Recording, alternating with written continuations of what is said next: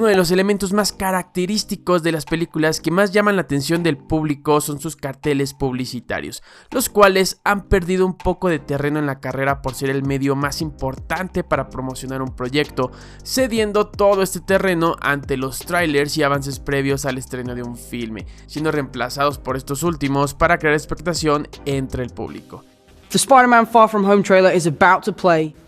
Enjoy the trailer. En décadas previas, los pósters de las películas servían como el principal medio de su promoción, teniendo sumo cuidado por parte de sus artistas a la hora de crearlos, teniendo que enfocarse en los diferentes elementos que le daban vida. Para mí los pósters en el cine son mucho más que un medio publicitario, siendo pequeñas obras de arte que pueden hacerte cambiar de opinión dependiendo de su diseño, además de ser piezas históricas que reflejan muy bien el pasar de los años, las costumbres y las diferentes técnicas en su realización.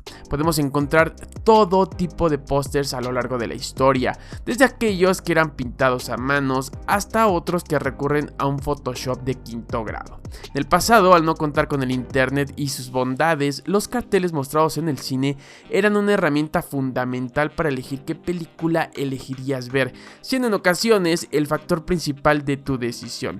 El impacto de estos fue tanto que se crearon algunas reglas alrededor de su diseño.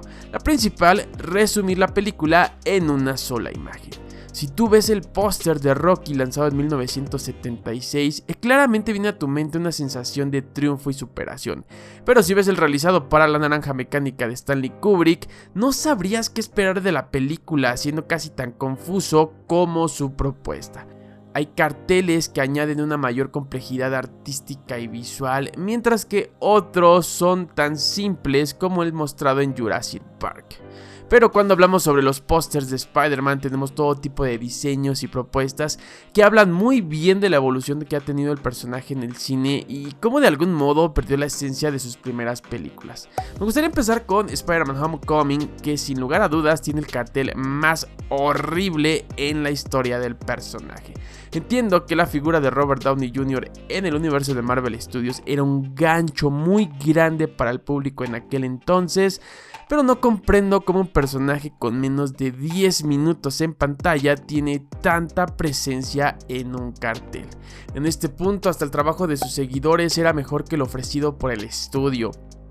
Afortunadamente esto cambió para su secuela con un póster un poco más minimalista que ofrecía la máscara de Spider-Man llena de sellos y estampillas de diversos países, haciendo alusión al viaje del personaje durante la película, cumpliendo con la regla principal de este tipo de elementos publicitarios: resumir la película en una sola imagen.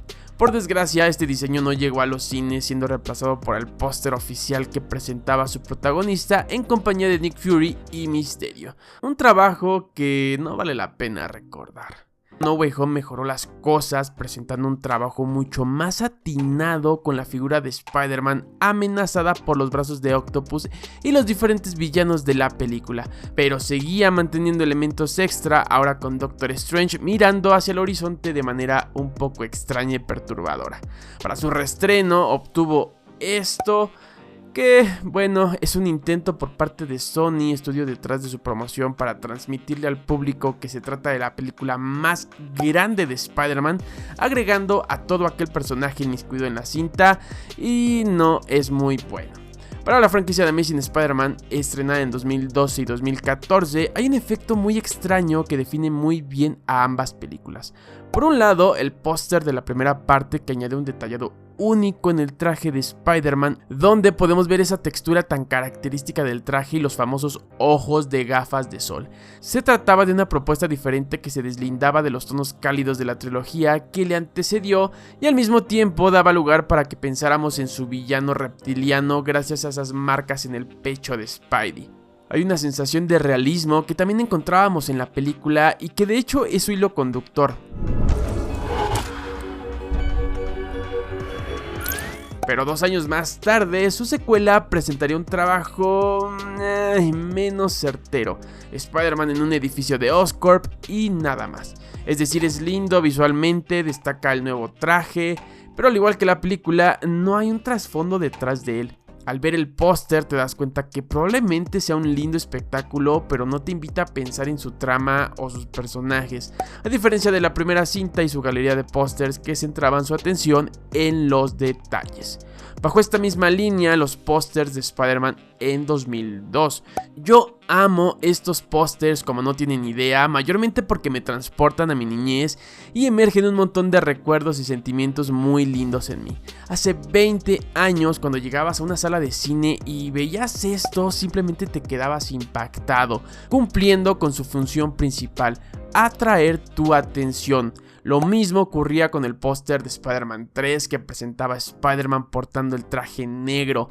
No necesitabas de más elementos, solo a su protagonista reflejándose en un espejo que mostraba su dualidad. Pero si tenemos que encontrar al mejor póster del personaje, tenemos que remontarnos a 2004, cuando Spider-Man 2 llegó a las salas de cine. Lo que hizo Sony con esta película en un plano de diseño y visual fue maravilloso, lo que me genera extrañeza siendo la cinta menos taquillera de toda la trilogía.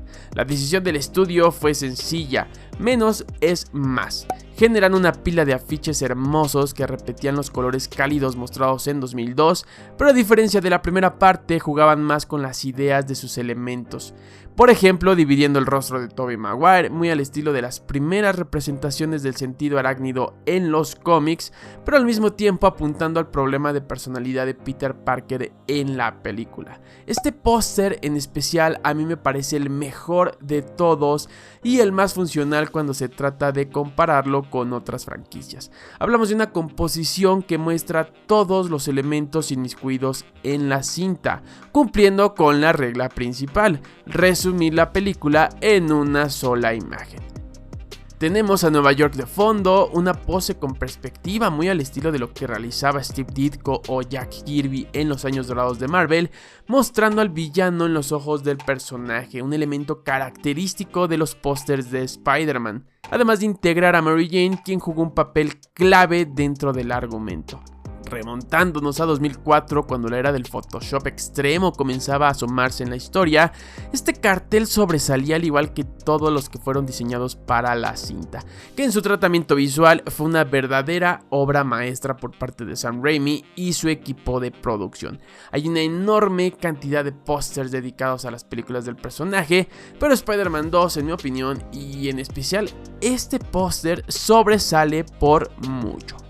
Pero ¿cuál es tu opinión al respecto? ¿Qué póster hasta la fecha es tu favorito? ¿Y cuál crees que es el mejor? ¿Cuál de todos estos es el que menos te agrada? Házmelo saber todo en los comentarios. No olvides suscribirte al canal para saber más cosas sobre Spider-Man y nos vemos en el próximo episodio.